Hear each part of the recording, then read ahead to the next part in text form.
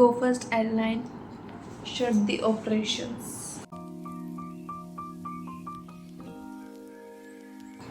So that was very heartbreaking. That was actually quite shocking और scary moment for me, क्योंकि मैंने इतना पैसा लगा दिया, एयरलाइन बंद हो रहा है, बहुत बहुत दिमाग में चल रहा है। मैं कोई अंबानी के ख़ानदान से नहीं, I am from middle class family, so जो पैसा मैंने लगाया था it was a huge amount for me. So मैं बहुत डरी हुई थी कि अब क्या होगा एंड अब क्या करना है। सो सिर्फ वो पैसे, तो वो हमारे साथ क्या करते थे, एक हफ्ते हमें बुलाते थे, फिर 5 दिन की छुट्टी, फिर 1 हफ्ते की छुट्टी, फिर 2 दिन बुलाते, फिर 15 दिन की छुट्टी, ऐसे करते करते 6 महीने निकल गए मेरे।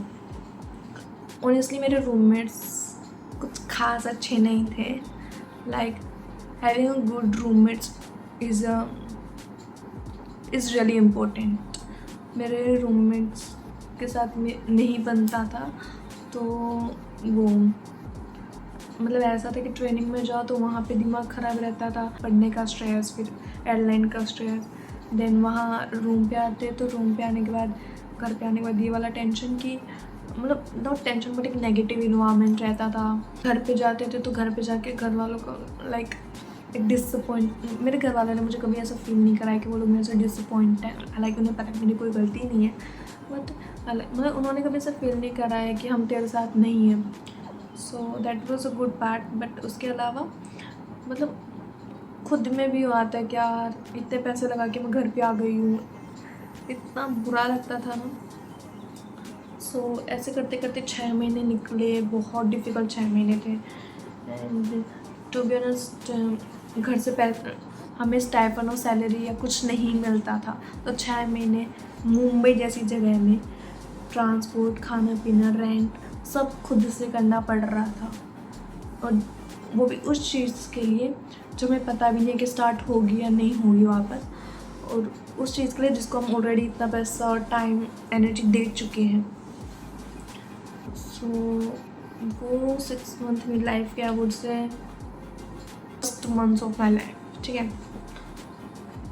तो हालांकि मैंने काफ़ी कुछ सीखा भी, सो वो अलग बात है, मैंने बहुत सीखा, बहुत एक्सपीरियंस गेन किया। मैं पहली बार घर से बाहर निकली थी, सो ये सब चीज़ें हुआ। देन उसके बाद मैं घर से पैसे नहीं मांग सकती थी कि बाहर, घर से एक बार बाहर निकल जाते उसके बाद तुम्हें अच्छा नहीं लगता कि तुम घर वालों से पैसे मांगो। तो पता नहीं कैसे कैसे करके मैंने 6 महीने निकाले। देन उसके बाद एक टाइम पे ना ब्रेकडाउन सा होने लगा कि नहीं अब मेरे से नहीं होगा, कि यहाँ घर में आ रही हूँ तो नेगेटिविटी लग रही है रूममेट्स का, एंड ट्रेनिंग में भी कॉन्सेंट्रेट नहीं कर पा रहे हैं, कुछ नहीं हो रहा है। सो मैंने फिर पापा को फ़ोन किया। पापा बोला पापा कोई रिलेटिव हो या ऐसा कोई दोस्त या कोई हो जो मुंबई में आसपास रहते हो तो प्लीज़ बताओ, मैं उनको रेंट दे दूँगी, पर यहाँ नहीं रह सकती मैं।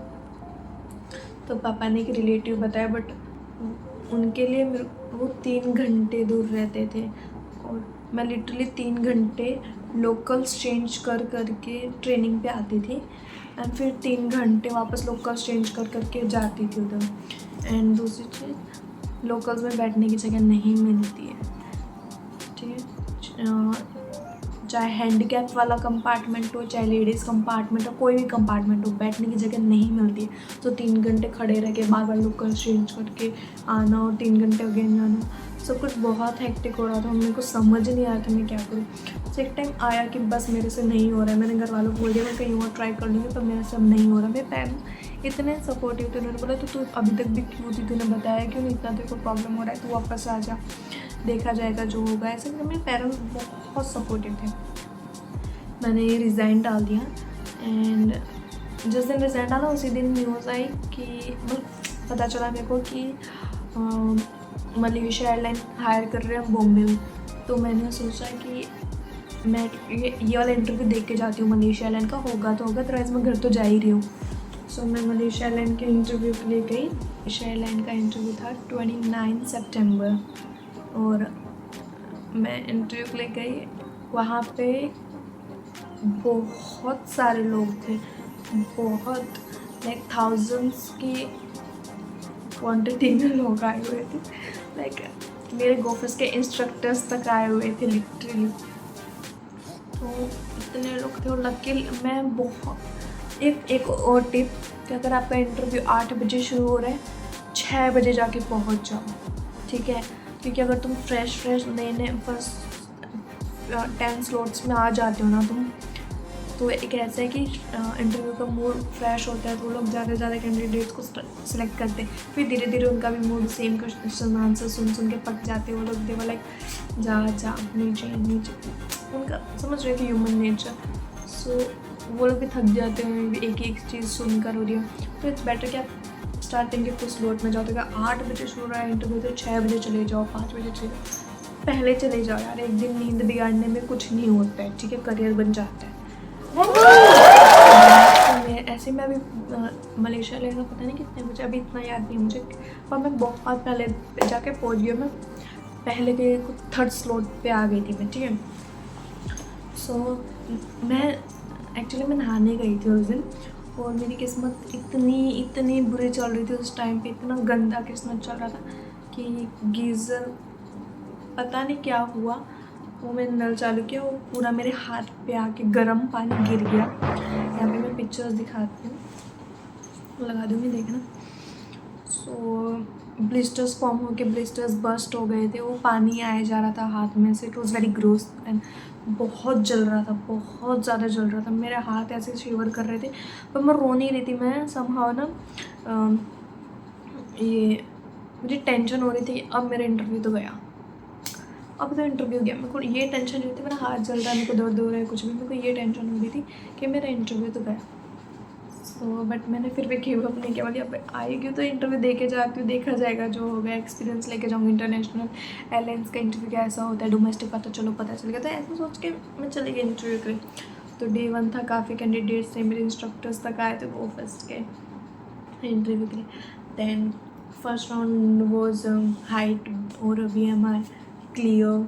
सेकेंड राउंड वॉज 1 to 1 ऐसे टॉप हम 5 कैंडिडेट्स हैं और 3 इंटरव्यूअर थे, तो रैंडमली सवाल पूछ रहे थे और कुछ भी टॉपिक रैंडमली बोल रहे थे, तो हम लोग जवाब दे रहे थे। तो अनदर टिप अगेन, मेरा फन एलिमेंट जो होता है ना इंटरव्यू के बीच में कुछ भी बोल देना ऐसा, तो लोगों को पसंद आ जाता है। सो मैंने ऐसे ही बैठे बैठे मैंने एक क्रिश नाम के HR थे, मैंने उनको बोला I really love your jacket. So वो भी बोले थे my wife got me this one and I was like your wife has a great taste. ऐसे करके मैं उनसे अच्छे से बात कर रही थी, ऐसे हंस रहे थे कर रहे थे। मैं लिटरली हम लोग वो इंटरव्यू नहीं ले रहे थे, हम लोग कम्युनिकेट कर रहे थे, इंटरेक्ट कर रहे थे। तो उनको मैं बहुत पसंद आई थी, मुझे पता चल रहा था उन्हें मैं पसंद आ रही हूँ। तो मेरा सेकेंड राउंड भी क्लियर था। हालांकि मेरा हाथ जला हो, तो मैं सोची थी अभी तो ठीक है ग्रूमिंग राउंड आन दो फिर पता चलेगा। Second round clear. Then third round was groom. तो हाँ, इतने कैंडिडेट आ गए थे, तो उन्होंने बाकी के राउंड नेक्स्ट डे करने के लिए बोले थे कि जितने कैंडिडेट सेलेक्ट हुए वो नेक्स्ट डे आना, नेक्स्ट डे होगा, सेकेंड डे कर दिया था। सो 30 सितंबर वॉज माई बर्थडे। सो मैं भगवान को विश कर रही हूँ कि भगवान इस बार मेरे को बर्थडे विश पे मलेशिया एयरलाइन का इंटरव्यू करा दो। आई am not a birthday excited person, मेरे को फ़र्क नहीं पड़ता, birthday is just a normal day for me. So but उस दिन मैं विश मांग रही कि मुझे और कुछ नहीं चाहिए, भगवान जी बस ये विश पूरी कर दो। बर्थडे पे ऐसा किए जा रही थी मैं। So then next day first round was only grooming round. So मैं गई, obviously I couldn't go through. So obviously उन्होंने मुझे रिजेक्ट कर दिया because of my hand. So ठीक है, it's fine, I knew it. तो मुझे इतना हर्ट नहीं हुआ था, मुझे पता था कि है, तब उस टाइम पे मेरे को हर्ट नहीं हुआ। देन मैं वापस आ गई होटल, और उस टाइम पे मैं जो रोई हूँ, जो मैं फूट के रोई हूँ ना, मतलब नेक्स्ट लेवल का मैं रोई थी कि मतलब मैं, जहाँ तक मेरे को याद है ना कि लास्ट टाइम मेरा मेंटल ब्रेकडाउन कब हुआ था, इमोशनल मेंटली ब्रेकडाउन जो होता है वो कब हुआ था, तो that was the only breakdown मेरा जो हुआ था। मेरे को उसके अलावा कभी सोचने का आता नहीं कि कब ऐसे फूट के रोई थी। मेरे को कभी याद ही नहीं होता मैं ऐसे कभी फूट के रोई हूँ। मैं बस उसी दिन रोई थी जब रोई थी। और मैं घर पे कॉल कर रही हूँ, मैं मम्मी और पापा को बोल रही मैं नहीं आऊँगी, मैं कहीं, पर मैं वापस नहीं आऊँगी, मैं I was saying such things, मेरे पेरेंट्स भी चिंता में, मतलब फिर कोई बात नहीं। थोड़ी बाद मैंने वापस कॉल किया, मैंने कुछ मैं कॉल आया पापा का, पापा ने समझाया कि तू इम्पोर्टेंट है या एरोसिस बनना इम्पोर्टेंट, तू इम्पोर्टेंट, हमारे लिए वापस आ जाओ, कोई दिक्कत नहीं है, पापा का बिज़नेस है, पापा का बिज़नेस संभाल लो।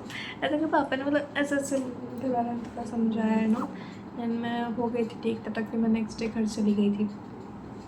बट बहुत गंदा ब्रेकडाउन होता है। मेरे साथ क्या हो रहा है, 6 महीने ऐसे ही हुए बिना सैलरी, स्टाइपेंड जो भी, उसके बिना इतना पैसा लगाया, देन उसके बाद हाथ भी चला के बैठ गई। अब तो होना ही नहीं है किसी एयरलाइन। बट पापा तुरंत मेरे को मतलब डर्मेटोलॉजिस्ट के पास ले गए थे, ये सब ठीक कराया। एंड 1 ही महीने बाद इंडिगो का इंटरव्यू आ रहा था। सो मेरा ये ठीक हो गया, काफ़ी हद तक चला गया था, जब तक पता नहीं क्या मिरेकल हुआ। बट मिरेकल नहीं, मैं बोल रही हूँ मम्मी का किया था ये सारा। कि मैं लाइक सो रही होती थी तो भी मम्मी आके कभी भी ऐसे कोकोनट ऑयल लगा के चले जाते थे। कोकोनट ऑयल से एक्चुअली स्कार चले जाते हैं, one more tip. So mummy ऐसे सो रही होती थी, मम्मी कोकोनट ऑयल लाइक, मतलब मेरा ये वाला हाथ ना ड्राई कोई छोड़ ही नहीं रहा था। कभी कोई कुछ आके लगा के जा रहा है, कभी कोई कुछ आके लगा के जा रहा है, ताकि ये स्कार चला जाए। सो मेरी फैमिली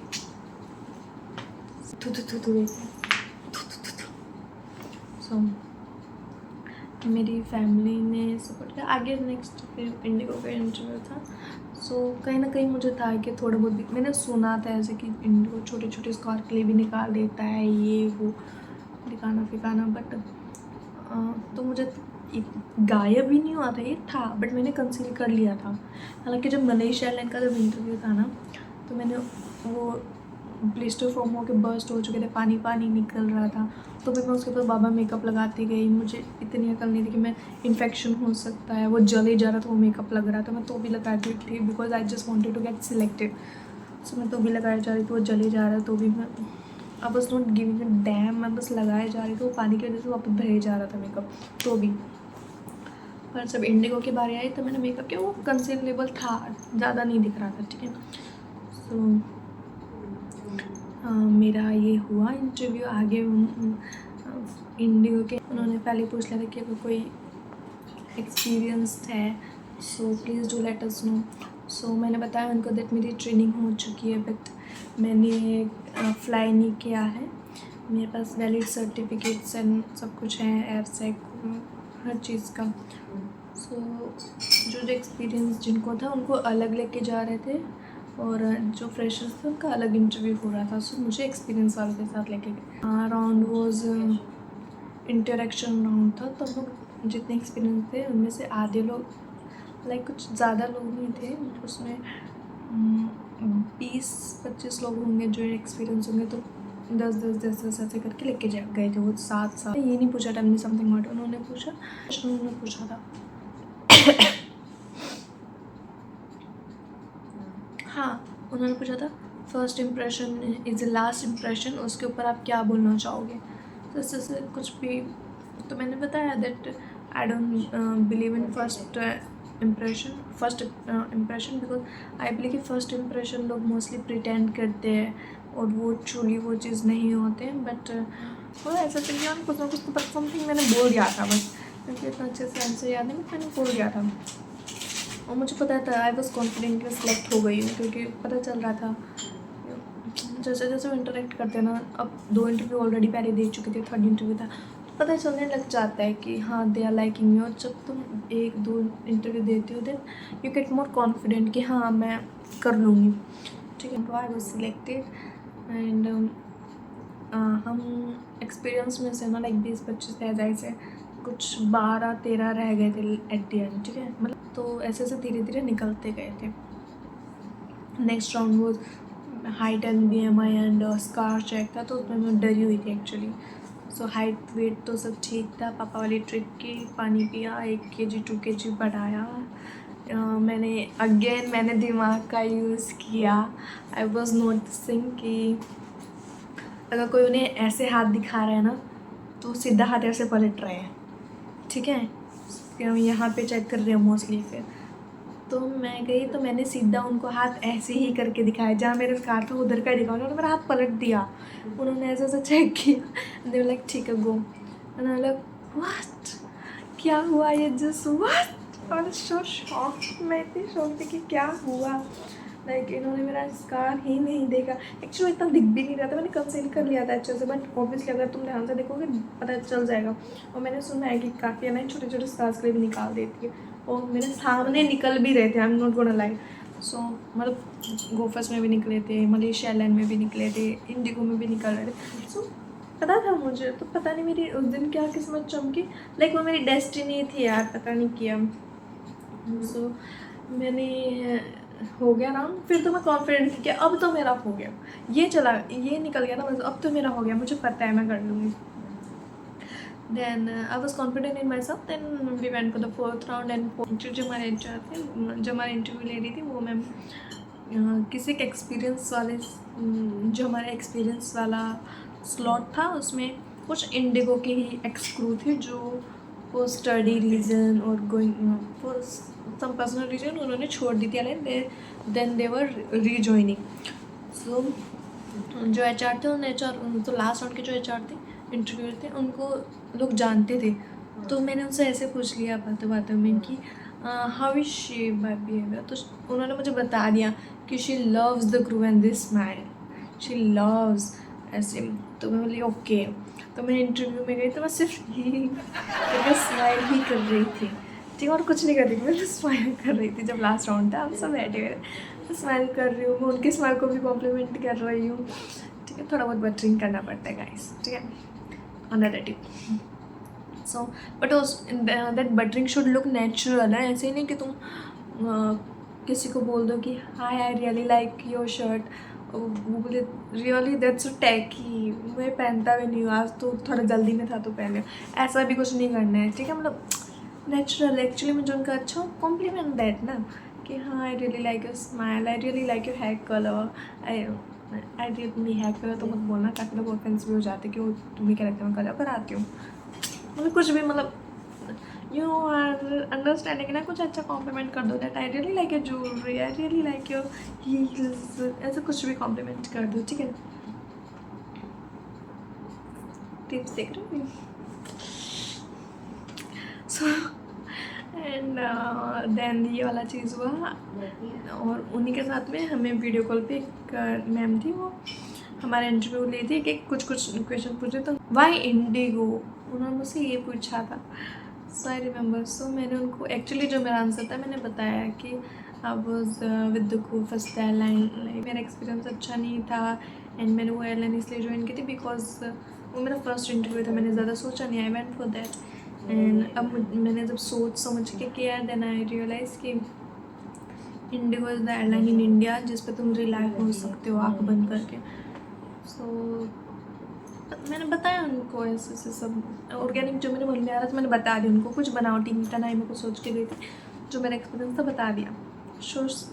तो उसके बाद उनको मैं काफ़ी पसंद आई थी, उन्होंने मुझे कॉम्प्लीमेंट भी किया था कि Himanshi the way you talk ना इट्स रियली नाइस, एकदम ऐसा लगता है कि आप सीधा दिल से बातें कर रहे हो, समथिंग लाइक दैट। तो बहुत स्वीट।